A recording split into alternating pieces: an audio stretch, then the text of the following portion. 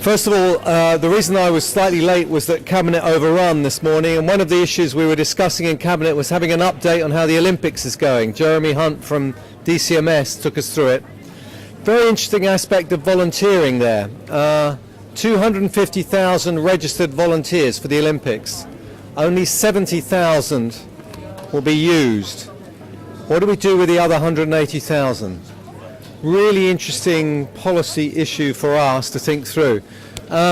You've been very patient listening to everybody, so I always think we should engage you somehow. How many people in the room have applied for Olympic tickets and got them? How many people have applied and not got them? So, there are some of us slightly frustrated by this process, and I imagine that the volunteers who have applied for volunteering haven't been and won't be able to give the opportunity will be somewhat frustrated. I think it's a real issue for us as to how we gather them together, because I'm sure there'll be a lot of civil servants amongst those, and give them the opportunity to get involved in volunteering. It's very interesting listening to Justin and other speakers talking about, well, this volunteering, we've got to make it mandatory. He talked about his experience of being volunteered by his mum at 14. I had exactly the same experience. My first time that I was volunteered was by my mother, same thing, to serve on the altar on a Saturday morning when I used to play football at weddings. I was distraught because I couldn't play football. But I soon realised that actually serving on the altar at weddings, you get tips. So it's turned out to be not quite so bad.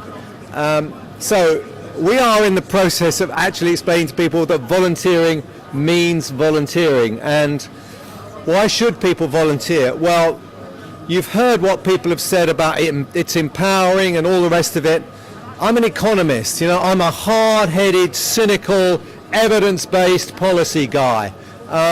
Why should you do volunteering? Well, they did an experiment in the States. These things are usually done in the States because they're quite expensive, and they gave people some money, $100, and they said to half of them, go and spend this on yourself, come back in a day's time, tell us how you feel about it. To the other half, they gave them $100 and said, go and spend that on somebody else, come back and tell us how you felt about it. The people who spent the money on somebody else felt much better about themselves. Right? When we've asked people in terms of their incomes and their level of well-being and happiness, you know, what are the things that have really brought you happiness? Really interesting now, more and more so, particularly for people of upper incomes, it's about spending money on experiences. Not things, not extra cars. You can only have one Porsche if you're a millionaire. You know, well, actually they don't, they have more, but we find that people really like those experiences, hot air ballooning, the going to a wine tasting. And actually the thing that's made people feel best about themselves has been the things they've done with their money, they've done for other people, not for themselves. So it's a really clear message here to all of us that actually when you look back on it, and these guys that are all saying about how do you make yourself feel more positive about yourself, there's a guy called Seligman, who I recommend to you, well-known professor of psychology, written lots of books on this subject, the world's expert. His tip for making yourself feel better, and it's actually worked in helping people through times of stress and depression, is every night write down the 3 good things you've done that day. Just the 3 good things. Turns out that people that do that versus people that don't live longer and they live happier. They are less prone to physical illnesses. Don't know why, but it's just, I think about that self-reinforcement. When you do things that you feel really good about, they really make a difference, not just mentally, but physically.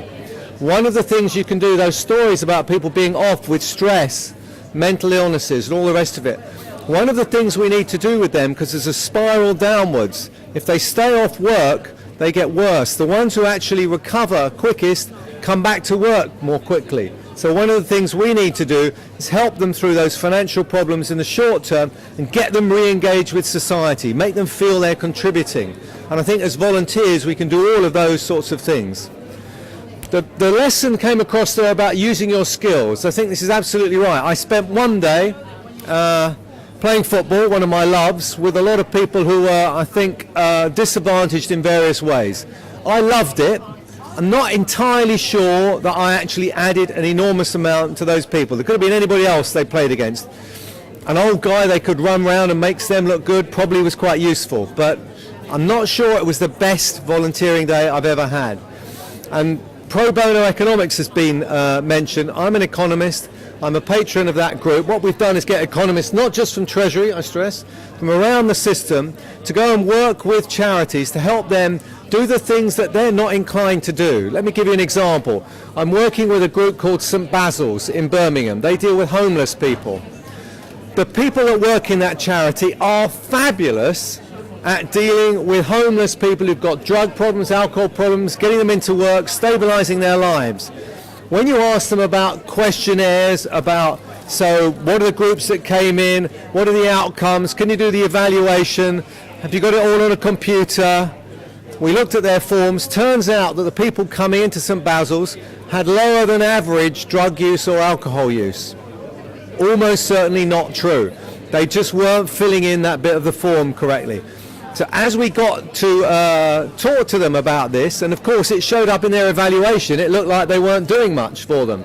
So as we worked with them, we used our numeracy skills really, and our basic civil service skills. It wasn't high-powered economics, I assure you, to help them show that they were making a real difference. That's massively important to the people working there. They want that reassurance. They get it at individual level, but they wanted to be able to say to the world, to their fundraisers, the people that were supporting them, to individuals, in public fundraising campaigns, but to local authorities and central government, here are ways in which we're making a real difference. We can prove it to you hard-headed, cynical guys, and this is the evidence. So pro bono, fabulous thing. I think a great example of using our skills.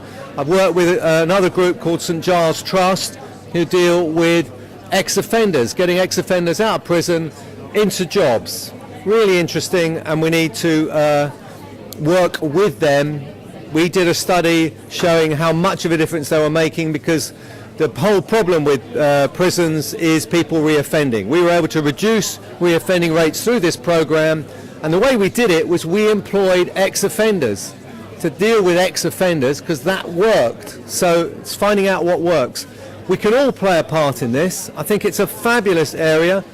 What am I doing? On Sundays, there's Siobhan, Bonita and I are both running a 10K for the Civil Service Benevolent Fund.